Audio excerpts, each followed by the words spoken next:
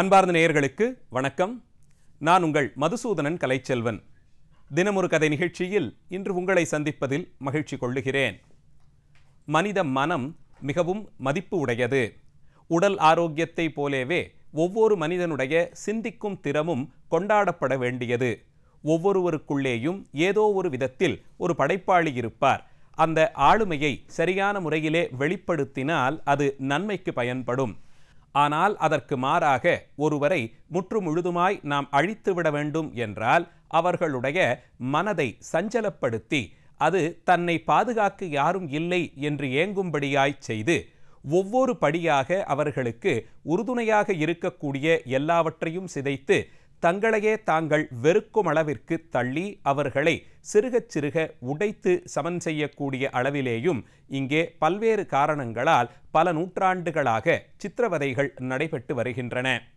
இது மனிதத்தன்மைக்கு எதிரானது என்று பொதுவாக ஒரு போக்கிருந்தாலும் நாட்டின் பாதுகாப்பு, இராணுவ செயல்பாடுகள், காவல்துறையினரின் செயல்பாடுகள், மக்கள் பாதுகாப்பு, தண்டனை என்று இப்படி பல்வேறு பெயர்களிலே மனிதர்களை சித்திரவதை செய்யக்கூடிய ஒரு அமைப்பு இன்றும் கூட, அது சார்ந்த ஒரு நம்பிக்கை இன்றும் கூட நிலவி வருகிறது. பண்டைய காலங்களில் மிகவும் கொடூரமாக தண்டனைகள் எல்லாம் வழங்கப்பட்டன. அந்த தண்டனைகளையும் பொதுவெளியிலே நிறைவேற்றி நீங்கள் எங்களை எதிர்த்தால் இதுபோன்ற ஒரு முடிவுதான் உங்களுக்கும் என்று ஒரு விதத்தில் உளவியல் ரீதியான தாக்கலும், மற்றொரு புறத்தில் பொதுவெளியில் அது நிறைவேற்றும் போது இந்த தவறை செய்தால் இப்படித்தான் நாம் தண்டிக்கப்படுவோம் என்ற ஒரு பயம் பொதுமக்களிடையே நிலவும் வரையிலும் இங்கே அறம் பாதுகாக்கப்பட்டது என்பதை நம்மால் மறுக்க இயலாது. அந்த நிலையில் கொடூரமான தாக்குதல்கள் எல்லாம் பல்வேறு நிலைகளிலே விசாரணை என்ற பெயரிலும் கைது செய்யப்பட்டவர்கள் என்ற பெயரிலும் வாக்குமூலம் பெறுவதற்கு, அவர்களிடமிருந்து உண்மையை பெறுவதற்கு என்றிப்படி பல்வேறு காரணங்களால் நடந்தேறியது. ஆனாலும் காலம் மாற மாற நாம் ஒரு பண்பட்ட சமுதாயமாக உயரும் பட்சத்தில் இந்த நிலையில் இப்படி ஒரு அமைப்பு, இந்த சித்திரவதை, அதுவும் உலகளாவிய அளவில் நடத்தக்கூடிய போர்கள், அரசியல் யுத்தங்கள், இதிலெல்லாம் மனிதர்கள் பிடிபட்டு விட்டால் அவர்களை சித்திரவதை செய்வதென்பது மிகவும் பெரிய ஒரு விவாதப் பொருளாய் மாறிப்போனது. 20ஆம் நூற்றாண்டில்தான் உலகம் 2 பெரும் போர்களை சந்தித்தது. உலகின் வல்லரசு நாடுகள் எல்லாம் 2 அணிகளாக திரண்டு கொண்டும் இன்னும் அநேகமாக அதிலே பிரிவுகள் ஏற்பட்டும் அந்த யுத்தங்கள் உலக யுத்தங்களாக 1ஆம் யுத்தம் மற்றும் 2ஆம் யுத்தம் ஆகிய 2ஐ உலகம் மிகவும் குறுகிய காலத்திற்குள்ளேயே சந்தித்தது. அதனால் விளையக்கூடிய நன்மைகளை காட்டிலும் உலக அளவில் அது நாசகாரச் செயலாக இருந்ததை ஏற்றுக்கொண்ட பிறகுதான் பண்பட்ட சமுதாயத்தின் அடையாளமாக இதுபோன்ற போர்களை நாம் கைவிட்டு இதிலிருந்து மீண்டு அமைதியை நாடி செல்ல வேண்டும். தனித்தனியே ஒவ்வொருவருடைய வளமும் அந்த நிலையில்தான் பாதுகாக்கப்படும் என்றெல்லாம் கருத்தில் கொண்டு உலக யுத்தங்களையெல்லாம் அது நடந்து கொண்டே இருந்த போதே ஒழிக்கும் விதமாய், அதை எதிர்க்கும் விதமாய், அப்படி ஒருவேளை 2 நாடுகளுக்கிடையே போட்டி பொறாமையின் காரணமாக சண்டைகள் எல்லாம் ஏற்படும் போது அதுவும் பண்பட்ட நிலையில் மேஜை பேச்சுக்களால், பேச்சுவார்த்தைகளால் தீர்த்து கொள்ளப்பட வேண்டும் என்று அடிப்படையில் ஒரு எண்ணம் கொண்டதாய் ஐக்கிய நாடுகளின் சபை என்ற ஒரு உலக அமைப்பு தோன்றியது. ஐநா சபையில் சாசனத்தின் மூலமாக போர்களை கண்டனம் செய்வதும், அது நடக்கும் காலத்தில் அங்கே எழக்கூடிய இழப்புகளை சரி செய்வதற்கும், முடிந்த அளவில் போர் இல்லாமல் தடுப்பதற்கு என்றெல்லாம் பல்வேறு காரணங்களை முன்வைத்து ஐக்கிய நாடுகளின் சபை ஒரு சாசனத்தை நிறைவேற்றியது. அது நடந்த நாள் ஜூன் மாதம் 26ஆம் தேதி. யுத்தம் நடந்து கொண்டே இருந்தபோதே இந்த சாசனம் கையொப்பம் இடப்பட்டதால் பின்னாளில் அதிலிருந்தும் பல 10 ஆண்டுகள் கழித்து இதுபோன்ற காரணங்களால் நடத்தக்கூடிய சித்திரவதைகளை எதிர்த்து அதிலே பலியானவர்கள், அந்த சித்திரவதையால் தங்கள் நிலை இழந்தவர்களுக்கு மறுவாழ்வு தரும்படியாய், இழப்பீடு தரும்படியாய், அவர்களுக்கு மீண்டும் சமுதாயத்தில் ஒரு அங்கீகாரம் கிடைக்கும்படியாய் செய்வதற்கு என்று பல்வேறு நிலைகளிலும் இதற்கு ஒரு காரணங்களை பட்டியலிட்டு அதை வலியுறுத்தி மக்களிடையே இது குறித்த விழிப்புணர்ச்சியை ஏற்படுத்த வேண்டும் என்ற காரணத்தாலேயே இந்த சித்திரவதைக்கு எதிர்ப்பாக ஒரு நாளை ஒவ்வொரு ஆண்டும் நாம் கொண்டாட வேண்டும் என்ற எண்ணத்தில் இந்த நாள் அதற்கென்றே வரையறை செய்யப்பட்டது. எந்த நாளில் 2ஆம் உலக யுத்தத்திற்கு நடுவே இது குறித்து சாசனம், ஐநா சபையின் உருவாக்கத்திற்கான சாசனம் கையொப்பமிடப்பட்டதோ அந்த நாளையே. ஏனென்றால் போர் என்று வந்துவிட்டால் நிறைவாக யாரோ ஒருவர் வெல்லலாம், நிச்சயம் ஒருவர் தோற்க வேண்டும். ஆனாலும் இழப்பு என்பது இரண்டு பக்கத்திலும் இருக்கும். பெரும் நாடுகளுக்கிடையே நடக்கக்கூடிய போரிலே அதிலே நேரடியாக சம்பந்தப்படாத எத்தனையோ பேர் அப்பாவிகளாக இறந்துபட்டு போகிறார்கள்.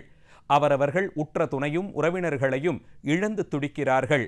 வாழ்க்கையில் கஷ்டப்பட்டு சேர்த்த வளங்கள் எல்லாவற்றையும் நொடிப்பொழுதுக்குள் இழந்து வீதிக்கு வந்து விடுகிறார்கள். இதுபோன்ற இக்கட்டான ஒரு சூழ்நிலையில் யுத்தம் அவசியம்தானா என்பன போன்ற பேச்சுகளும் எழாமலில்லை. ஆயினும் பண்பட்ட நாடு தான் வலியப்போய் சண்டைக்கு போவது மிகவும் அரிதாக நடக்கக்கூடியதை பார்க்கிறோம். கலாச்சார பின்புலத்தோடு கூடிய இந்தியா போன்ற நாடுகளிலே போர்களை ஒரு காலத்திலும் விரும்பாமை நம்முடைய நாட்டின் தனித்துவமான வரலாற்று சிறப்பு.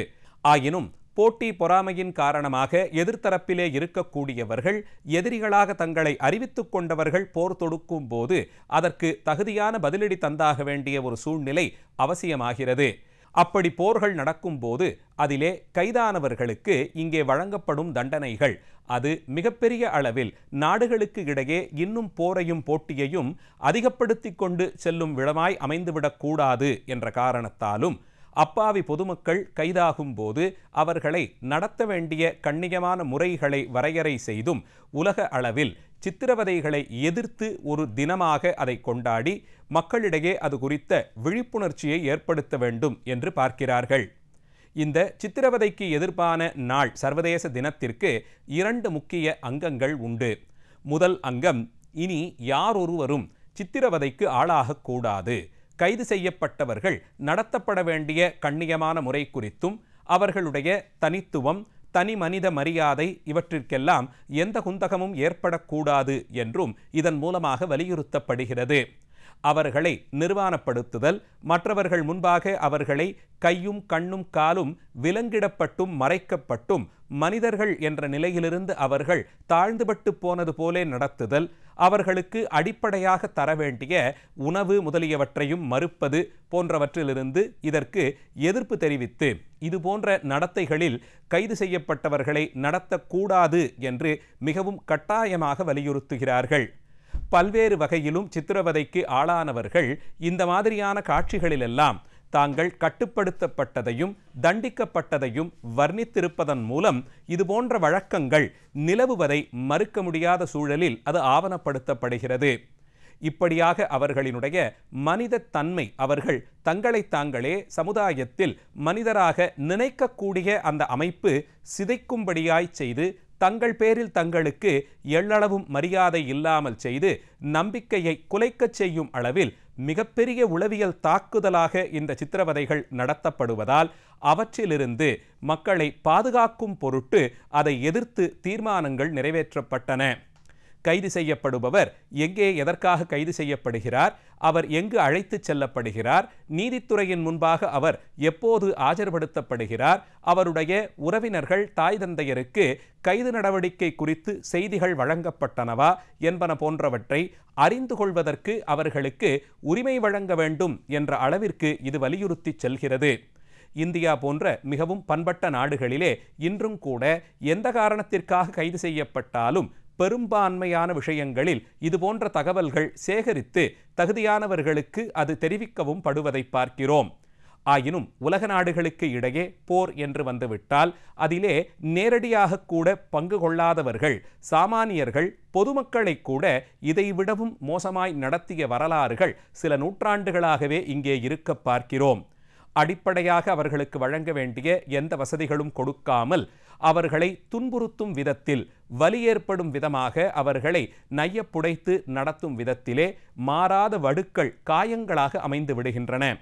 அதனால்தான் 2ஆம் உலக யுத்தத்தின் போது துவங்கப்பட்ட ஐநா பொதுக்குழுவில் இது குறித்து மிக முக்கியமான பேச்சுகள், விவாதங்கள் நடத்தப்பட்டு அவர்களுக்கு உடல் அளவில் இதுபோன்று ஏற்படக்கூடிய மாறாத வடுக்கள் இருக்கக்கூடாது என்று வலியுறுத்தப்பட்டது.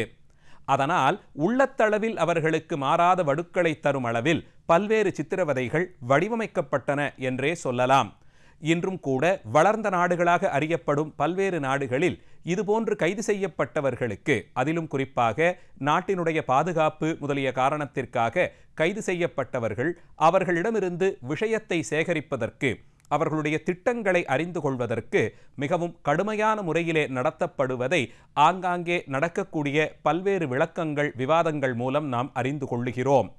பகலும் இரவும் காலம் மாறுவது கூட அறிந்து கொள்ள முடியாத நிலையில் இருண்ட அறையிலே அவர்களை பல வாரங்கள் தொடர்ந்து கட்டி போட்டு வைத்திருப்பது, மிகவும் சத்தம் எழுப்பக்கூடிய ஒலி வகைகளை அவர்கள் காதுகளுக்கு அருகே பொருத்தி அதனுடைய சத்தம் அவர்கள் செவித்திறனையே மட்டுப்படுத்த செய்யும் அளவிற்கு அவர்களை சித்திரவதை செய்வது, அவர்கள் சுதந்திரமாக குறிப்பிட்ட எல்லைக்குள் நடக்க முடியாதபடிக்கு கை கால்களில் விலங்கிட்டும் சங்கிலி கொண்டும் பிணைத்திருப்பது என்பன போன்ற வழக்கங்களை எதிர்த்து பல்வேறு தீர்மானங்களை பல நாடுகளிலும் மக்கள் நலம் விரும்பக்கூடியவர்கள் ஒன்று சேர்த்து அதை நிறைவேற்றி அதை கடைபிடிக்கும்படியாய் அரசை வலியுறுத்தி வரக்கூடிய போக்கையும் பார்க்கிறோம். இந்த அளவில் அடிப்படையாக நடத்தக்கூடிய அந்த விதத்தில் ஒரு மாற்றம் ஏற்பட வேண்டும் என்று ஒரு பட்சம். இரண்டாவது பகுதி, இதுவரையில் இதுபோன்ற சித்திரவதைகளுக்கு ஆளாகி மனத்தளவிலும் உடல் அளவிலும் தளர்ந்திருக்கக்கூடியவர்கள், மாறா வடுவாக உளவியல் ரீதியாக பாதிக்கப்பட்டிருப்பவர்கள், அதிலும் வயதானவர்கள், குழந்தைகள், சிறுவர்கள், அவர்களுக்கெல்லாம் உடனடியாக மறுசீரமைப்பு, அவர்களுடைய வாழ்க்கைக்கு மீண்டும் ஒரு வாய்ப்பு தரும் அளவில் அவர்களுக்கு மறுசீரமைப்பு முயற்சிகளில் உடனடியாக ஈடுபட வேண்டும். அவர்களுக்கு தகுதியான இழப்பீடுகள் வழங்கப்பட வேண்டும். அவர்களுக்கு என்று பல்வேறு முக்கியத்துவம் கொடுத்து அவர்களுக்கு ஒரு வாழ்க்கை தரத்தை உயர்த்தும் விதமான திட்டங்கள் அவர்கள் பயனாளிகளாகும்படியாய் செய்ய வேண்டும் என்பன போன்ற முடிவுகளையும் இந்த தீர்மானத்தின் மூலமாக எட்டினார்கள். குறிப்பாக உலக யுத்தங்களிலே கலந்து கொண்டு அதனால் மிகப்பெரிய அளவில் பாதிக்கப்பட்டவர்கள் சிறார்களாக இருக்கும் நிலையில் அந்த நாட்டின் அடுத்த ஒரு தலைமுறையே மிகப்பெரிய அளவால் பாதிக்கப்பட்டிருக்கக்கூடிய சூழ்நிலையில் இந்த நிலை மாறாமல் நாம் ஒன்றுபட்ட சமுதாயமாக வலிமை பொருந்திய நாடாக வளர முடியாது என்று கருதிய நாடுகள் இதுபோன்ற உலக யுத்தத்தில் சித்திரவதைக்கு ஆளாகியும் தங்களினுடைய உள்ளம், உடல் இதெல்லாம் சிதைக்கப்பட்டவர்களுக்கு மறுசீர்வாழ்வு, மறுசீர் அமைப்பிற்கு ஒரு வாய்ப்பு தந்து அவர்களுக்கு தகுதியான உளவியல் பயிற்சிகள், மருத்துவம், மனதளவில் அவர்கள் திடம்படு செய்யும்படியான மருத்துவ முறைகளிலே அவர்களை ஈடுபடுத்தினார்கள். இப்படி இரண்டு பங்காக, முன்னம் இதுபோன்ற சித்திரவதைகள் நடத்தக்கூடாது, இரண்டாவது அதனால் பாதிக்கப்பட்டவர்களுக்கு இழப்பீடு வழங்குவது என்று இரண்டையும் வலியுறுத்தி அதன் மூலமாக மக்களிடையே ஒரு விழிப்புணர்ச்சி ஏற்பட்டு அரசாங்கங்களும் இந்த மாற்றத்தை நோக்கி நடைபோடும்படியாய் செய்யத்தான் இந்த நாளை நாம் ஒவ்வொரு ஆண்டும் அந்தந்த நாட்டு அரசியல் தலைவர்களின் மூலமாக கொண்டாடி வருகிறோம். அன்றைய தினம் இதுபோன்ற சித்திரவதைகளால் உயிர் நீத்தவர்கள், மனதளவில் பாதிக்கப்பட்டவர்களை நினைவை போற்றும் விதமாக நடை பயணங்கள் மேற்கொள்வதும், அதிலே அணிவகுப்புகளில் கலந்து கொள்பவர்கள் பதாகைகள் ஏந்தியும் இது ஏற்படுத்தக்கூடிய பாதிப்பை குறித்து சாமானியர்களுக்கு எடுத்துச் சொல்லும் விதமாகவும் இந்த நிகழ்ச்சிகள் அமைந்திருக்கின்றன. மனிதன் மற்றொரு மனிதனை தகுந்த அளவில் அடிப்படை மரியாதைகளோடு கொடுத்து நடத்த வேண்டும் என்பது பண்பட்ட சமுதாயத்தின் அடையாளமாக பார்க்கிறோம். அதை எதிர்த்து அதற்கு மாறாக போர் முதலிய காரணங்களால் நடக்கக்கூடிய சித்திரவதைகள் எந்த காலத்திலும் மனிதத்தன்மை பொருந்தியதாக ஏற்றுக்கொள்ளவே முடியாது. அந்த நிலையில் அதை குறித்து ஒரு விழிப்புணர்ச்சி ஏற்படுத்தி மக்களிடையே பொதுவான சமூக நீரோட்டத்தில் எல்லோரும் இதை குறித்து ஒரு விழிப்புணர்வை ஏற்படுத்தி கொள்ள வேண்டும், இதை எதிர்த்து போராட வேண்டும் என்று வலியுறுத்தித்தான் சர்வதேச அளவில் சித்திரவதைகளை எதிர்த்து கொண்டாடப்படும் இந்த தினத்தை குறித்தும் அதன் வரலாற்று பின்புலம் குறித்தும் இன்றைய நிகழ்ச்சியிலே பார்த்தோம். நாளைய தினம் மீண்டும் ஒரு கதையோடு உங்களை சந்திக்கிறேன். நன்றி, வணக்கம்.